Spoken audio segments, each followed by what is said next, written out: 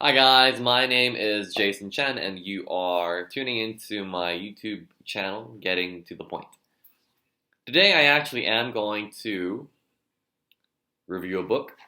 As you know, originally I wanted to have this book review channel. Then I decided, no, I want to just share my ideas about lifestyle and about philosophy and spirituality and how we can be happier even. Those are some things I really want to talk about on my YouTube channel, but today I decided, well, I just read this book recently, I might as well review it. I was at Unnameable Bookstore a few days ago in Park Slope in Brooklyn, New York. That's where I've bought all the previous books that I've been reviewing. Milk, Blood, Heat, my very first one. We Run the Tides, book number 2. Libro numero 2. Then there's that Roberto Bolaño text that I reviewed last.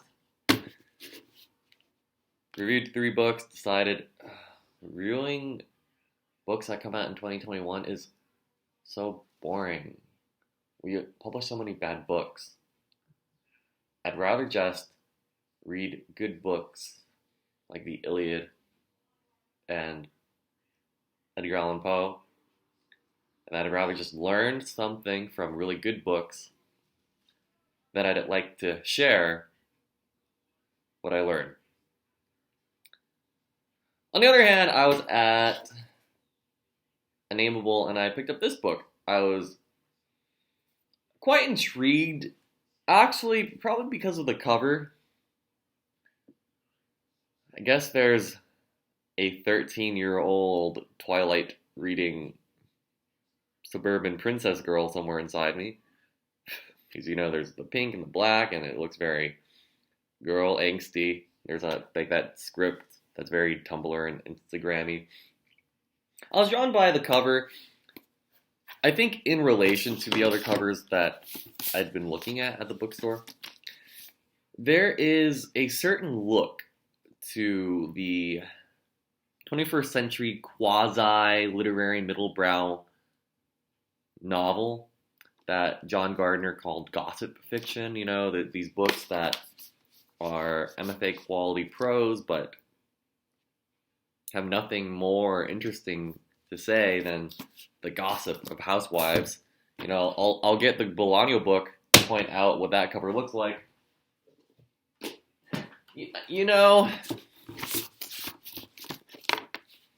I don't really have to describe what's going on. You can see a general outline, a pattern of how these books look. I mean, one thing you're noticing maybe is the sans serif capital font. I don't know what that says. It says, this book is trying to look more important than it really is. So, just looking at the font here, looking at the more expressive illustration, I was interested. It didn't seem to be trying as hard. So I picked it up and I flipped through it, and one thing I usually do is I just wait until I find a sentence that I think is good. That's why I picked up these 3 books in the first place. Actually, I didn't pick up Milk, Blood, Heat because any sentence in it was very interesting. I just picked it up. This book I picked up because, well, it was prominently displayed in the store window, so I thought maybe it's good. That's terrible logic, but somehow we all fall for that. This one took me to a really fun place really quickly in terms of prose. The very beginning, there's all this really angsty 90s lyrical description of like a corner store and all the things you could buy at a corner store. And a pretty girl who works at the corner store.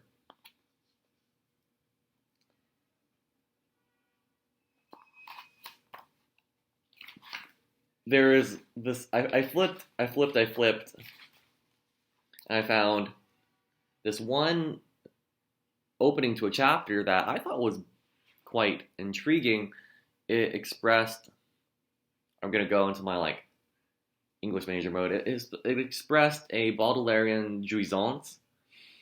That lingering between love and death. That's quite erotic and sensual, and seems to bring out something alive in you. So, I really didn't know the plot yet. Apparently, it's about a pretty girl named Justine who apparently works at a corner store. But then I read the Walt Whitman Mall's exterior walls were engraved with poetry. It looked like a huge tomb. Well, that was fantastic. Wow, comparing a mall to a huge tomb. What a, I mean, looked like a huge tomb. Not a metaphor, it's simile, but in a way it's a metaphor. And what a metaphor to describe a mall as a tomb, to have so much talent as an artist to see in a mall something so romantic. So I bought this novel.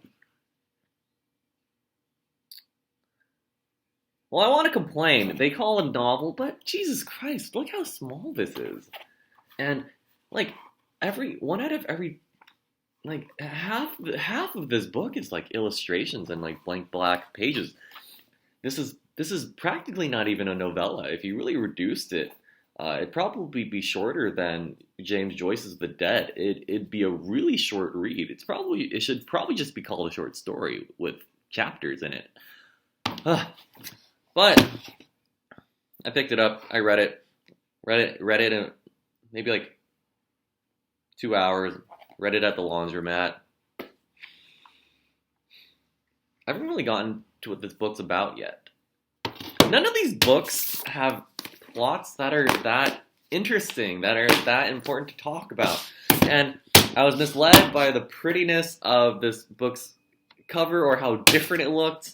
I was misled by how pretty the prose was. I thought maybe because the prose was good, that maybe it'd be a good read.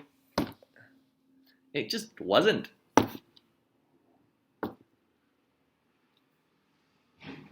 I still haven't talked about what this book is about yet.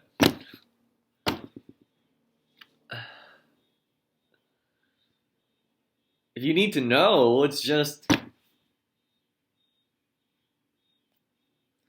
Main character is, I think, in high school, goes to a corner store, meets a girl named Justine. I guess that's it. It is about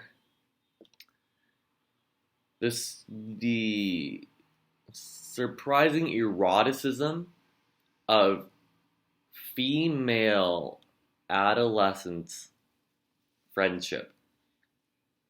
So, the main character, what's her name? Allie, I think.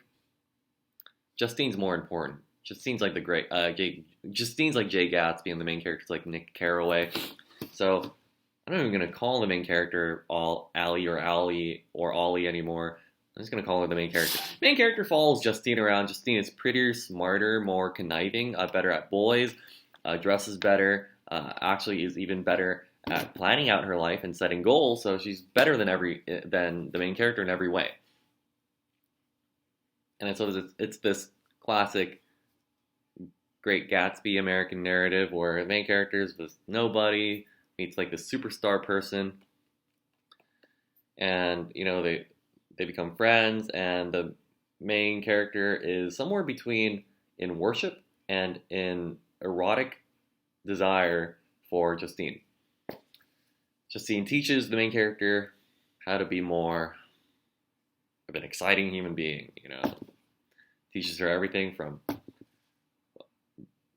the nature of boys to how to shoplift.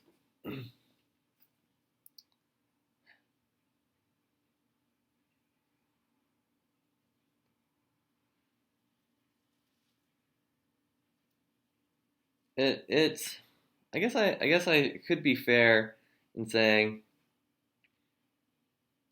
there is some kind of story. So I guess I shouldn't dismiss it. Maybe I'm being a bit too harsh. But for real, this book,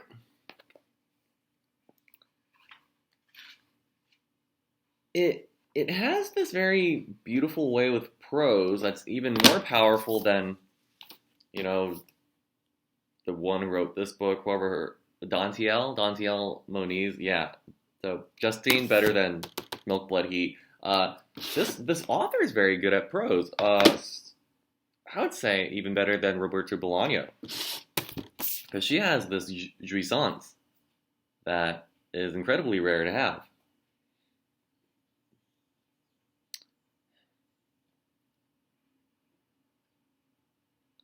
But do I stick with being harsh against this novel?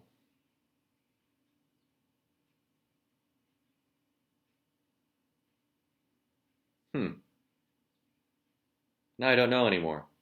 Now that I describe the story, I'm like, oh, well, at first I said the plot didn't matter, but now I'm like, oh, there was a plot and the prose is good. So what's stopping me from liking the book?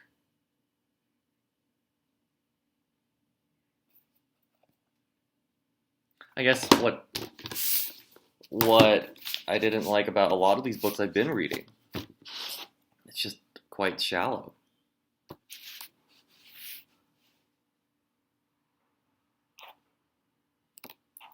The author spends a lot of her time talking about just very shallow things. A lot of this book is about trying, I don't know, like losing weight, like calorie counting. And a lot of this book is just about the Trident gum they chew, the Diet Coke they drink, the weed they smoke, the magazines they read. And there's something aesthetic about her description of those sometimes, because she's aware of the nihilism and cynicism that draws you to these things, like chewing gum all the time, drinking Diet Coke all the time, reading magazines all the time. She brings those almost like death drive habits quite alive. And she manages to do something that, my favorite 90s cinema often does. Like the movies of Wong Kar-wai. Like she turns like the modern fluorescent light environment of a corner store or like a convenience store or like a 7-Eleven into something quite poetic and beautiful. Man, I keep saying positive things about this book.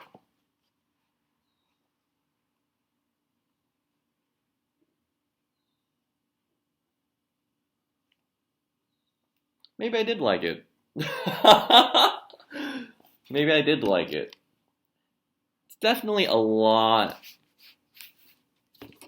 better than the 3 other books I've read so far. And it demonstrates a lot of talent.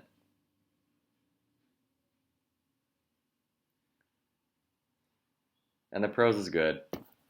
And the story is a story. It's not original. It's more or less The Great Gatsby, but with girls in New York City in the 90s. Oh, wait, no, but Great Gatsby's in New York, so it's just female 90s Great Gatsby. It's like, oh, what's that MTV cartoon, Darlene? It's like Darlene meets The Great Gatsby.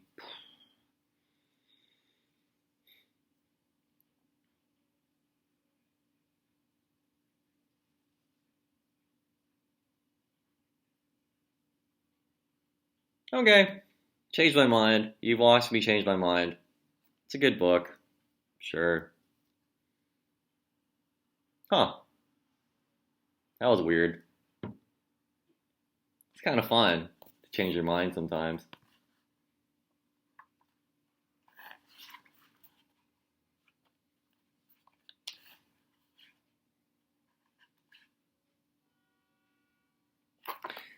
I guess I was just annoyed by how repetitive this narrative is. Not in the Great Gatsby sense, but because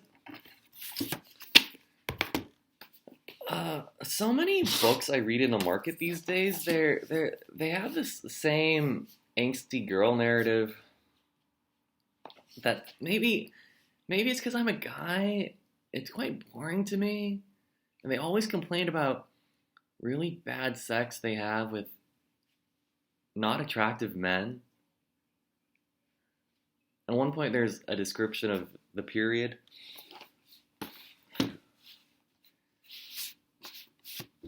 Uh,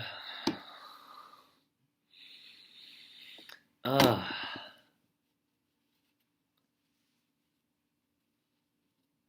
there's something that past female novelists were doing, like Virginia Woolf and Sylvia Plath, that was amazing. That our generation of female novelists just are not doing. They seem to be describing very petty aspects of the female coming of age tale, or just being a woman. When in the past we had women like Jane Austen and Woolf and Plath and Nugent Morrison who went much deeper. Do I change my mind again? This author is talented. She's an illustrator by trade, actually. All these illustrations were done by her. And they're really pretty and actually quite aesthetic.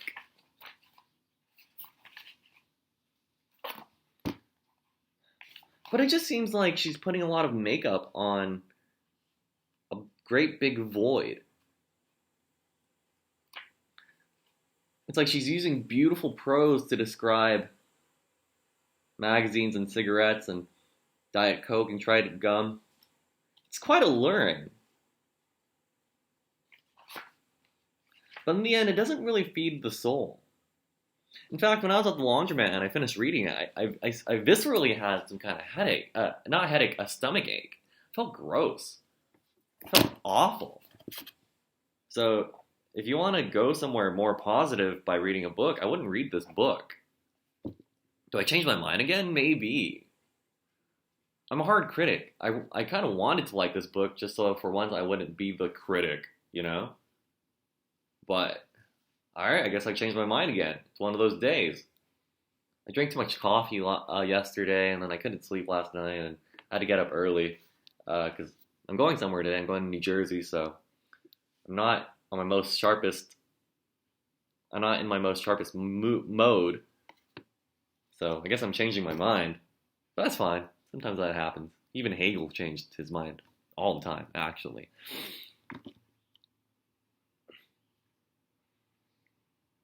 It's quite depressing and shallow.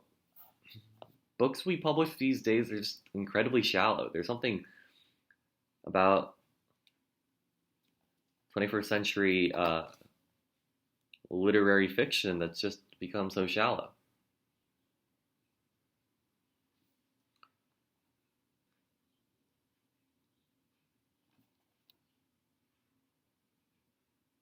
Can we stop trying so hard to write? I think I messed up my camera.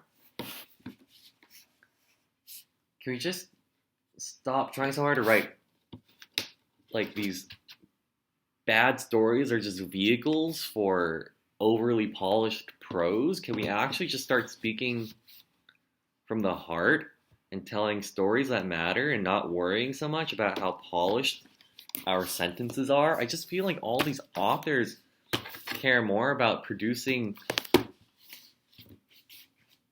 the right amount of commas and periods and the right amount of, like short sentences versus long sentences. I feel like they care more about that than telling a freaking story. Can we tell stories again? Crying out loud. Like good stories that teach us how to be better people. Let's stop being vapid. Gosh, what the heck is wrong with this literary world? I'd like to end with, a more almost philosophical point rather than a point of book criticism. You know, in the art world, there are two terms diametrically opposed. There are painters and there are illustrators. And it is clear that these two personalities have different goals. The painter is after a more pure spiritual side of the medium, of the canvas and of the brush and the pen, whatever he's using to create. The illustrator often is extremely talented and can create very, very detailed works of incredible realism that even might immediately spark a big emotion, you know? Like, in the early 20th century, there was that huge golden age of illustration, and people would flip through magazines and see these, like, gorgeous images of goddess women with pillars and tigers around them, and they would immediately spark, like, oh, like inspiration or, or, or desire for a moment, maybe even sadness for a moment. Then that feeling would go away. Ultimately, the illustrator's job wasn't to create something permanent, it was to create something pretty to sell something. So the illustrator's trying to create something pretty to sell something, the artist, the painter is trying to create something beautiful, almost not to sell something. So that the viewer of the painting would no longer have to hunger after buying things, so that they can rest and just be alive without the pain of desire for a minute, because the painting is so beautiful. Not necessarily pretty, beautiful. We all know paintings are ugly. Plenty of Picasso paintings are ugly, you know? So there's the painter and there's the illustrator. Painter makes beautiful things, illustrator makes pretty things. Illustrator sells. Artist, painter doesn't really sell. I feel like we need that kind of vocabulary in the literary world. I feel like we used to have fiction painters, and now we have fiction illustrators, but we don't have the proper, we don't have a word for that. Prose fiction illustrators, and so we let these people be writers, but they're not writers, no matter how good their prose is, no matter how, no matter how passable their stories are.